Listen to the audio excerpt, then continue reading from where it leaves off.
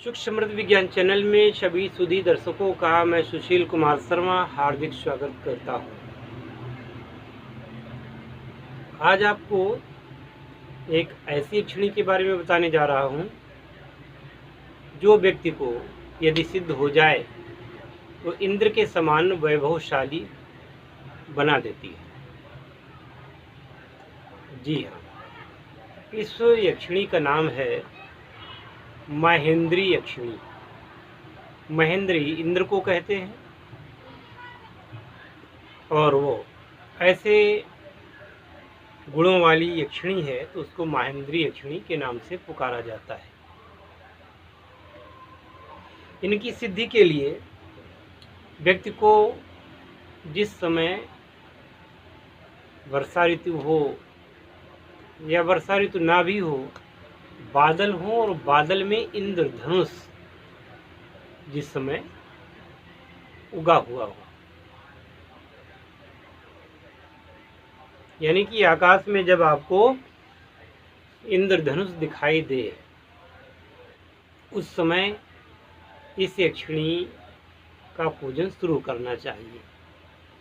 ये भी एक कठिन काम है, पता नहीं कब इंद्रधनुष का उदय हो जाए और कब आप इस यक्षिणी के बारे में कोई क्रिया कर सके, उनको सिद्ध कर सके। इसलिए पहले से ही दीक्षा ले करके मंत्र को जागृत कर लें। मंत्र के सारे जितने भी कर्मकांड होते हैं उनको कर लेना चाहिए। फिर ये देखना चाहिए कि कब वर्षा होगी और वर्षा में भी कब इंद्रधनुष बनेगा। आज 9 मई है और लगभग ऐसा मान लो कि 1 महीना 7 दिन, सवा महीने बाद बारिश शुरू होनी है। अब बारिश मानसून कब आएगा, थोड़ा लेट भी हो सकता है, पहले भी हो सकता है। लिहाजा महीने भर बाद आप ये समझ लें कि बारिश शुरू होने वाली है और बारिश के यानी वर्षा के काल में ही ज़्यादातर इंद्रधनुष बनते रहते हैं। तो अभी अगर इसकी दीक्षा प्राप्त कर लेते हैं तो आगे फिर आपको दिक्कत नहीं रहेगी, आगे काफ़ी लाभ मिलेगा आपको। और इंद्रधनुष के काल में ही करें और संभालू का पेड़ जहाँ पर हो, निर्गुंडी कहते हैं इसको संस्कृत में, और संभालू का पेड़ होता है। जहाँ पर संभालू का पेड़ हो वहाँ पर उसके नीचे बैठ करके इसका जप करना चाहिए। अब जिनके पास में संभालू का वृक्ष नहीं है वह लोग कहीं से भी व्यवस्था कर लें संभालू के पेड़ की। अगर इस महेंद्री यक्षिणी को सिद्ध करना ही चाहते हैं तो दीक्षा के साथ साथ हम आपको संभालू के बीज भी भेज देंगे, जिनको वर्षा काल में उगा करके आप इस साधना को कर सकते हैं। पहले इसको गमले में उगाना, 1-2 महीने में इतना बड़ा हो जाएगा कि इसके नीचे आप बैठ करके साधना कर सकते हैं। महेंद्री यक्षिणी की साधना अपने आप में दिव्य तेज युक्त होती है, धन तो प्रदान करती ही करती है।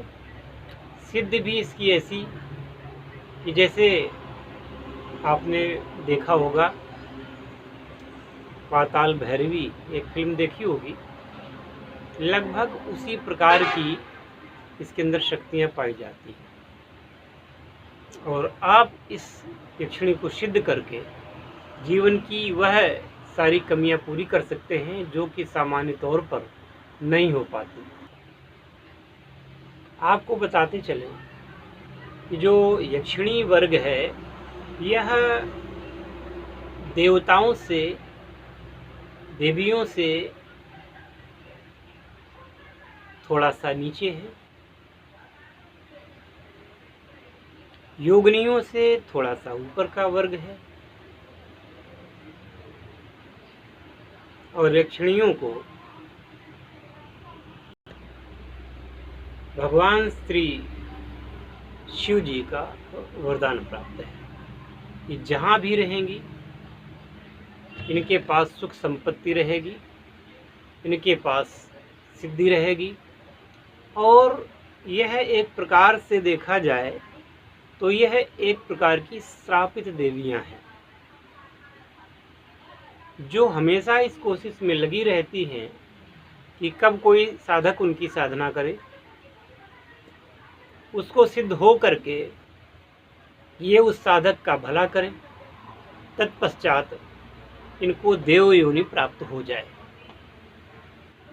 इसलिए एक हमारे साधक ने पूछा था, आज लाइव में पूछा था कि यक्षिणी साधना से कहीं दुर्गति तो नहीं हो जाएगी।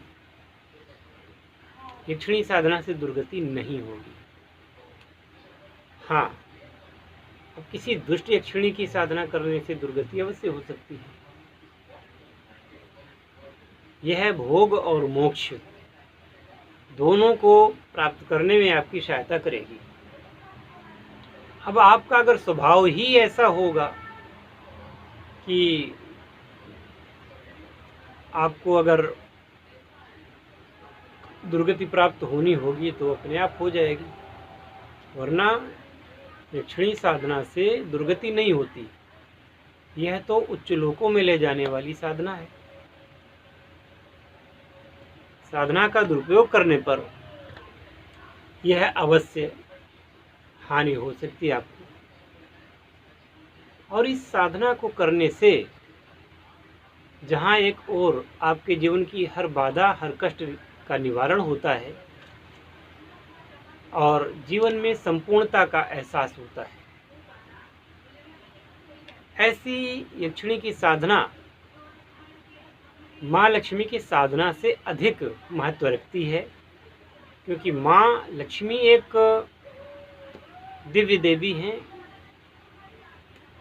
जो इस ब्रह्मांड के अधिपति भगवान श्री हरि विष्णु की प्रिया हैं।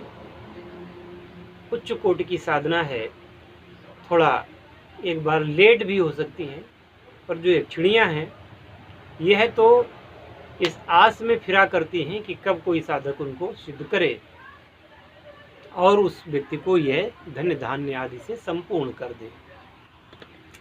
नियम वही है, एक टाइम का भोजन, योगाभ्यास और फलाहार, दूध इत्यादि का भोजन करेंगे, जप वही 1.25 लाख, वही हवन। इस देवी को सिद्ध करने के लिए पंचमेवा से हवन करें, क्षीर से हवन करें, लाजा यानी कि जो धान की खील होती है उसको लाजा कहते हैं। और यह लाजा यक्ष और यक्षिणियों को अति प्रसन्न करती है, अति पवित्र होती है। भगवान कुबेर को भी लावा चढ़ाया जाता है, उसी प्रकार से इन सारी यक्षिणियों को आप लावा की भेंट दे सकते हैं, खील की भेंट दे सकते हैं और देनी भी चाहिए। इसके अलावा मिश्री का भोग तो इनको निश्चय ही लगाना चाहिए। इससे ये आपसे अच्छे तरीके से प्रसन्न होकर के आपके अनुकूल हो जाती हैं और आपको सिद्ध प्रदान करती है। पुरस्चरण के पश्चात भी नित्य प्रति इनकी एक माला का जप करते रहना चाहिए। हो सके तो 5 या 11 माला भी कर सकते हैं। यह तो आपके ऊपर है, आप कि कितना उनको मानते हैं। जितना उनको मानेंगे उतना रिटर्न वहाँ से मिलेगा, उतना आपको वहाँ से भी रिटर्न मिलेगा, इस बात की तो गारंटी है। आप अगर उनके प्रति भेदभाव करते हैं और उनको जितना कमतर समझते हैं उतना ही आपके जीवन में कमतर वो अपना प्रभाव दिखाएंगी। यदि आप उनको पूरे मन से, मनोयोग से चाहते हैं, मानते हैं, तो है आपको पूर्ण मनोयोग से स्वीकार करती है। किसी भी रूप में आप इनकी सेवा साधना करें, ये प्रसन्न होती हैं और आपको सिद्धि प्रदान करती हैं।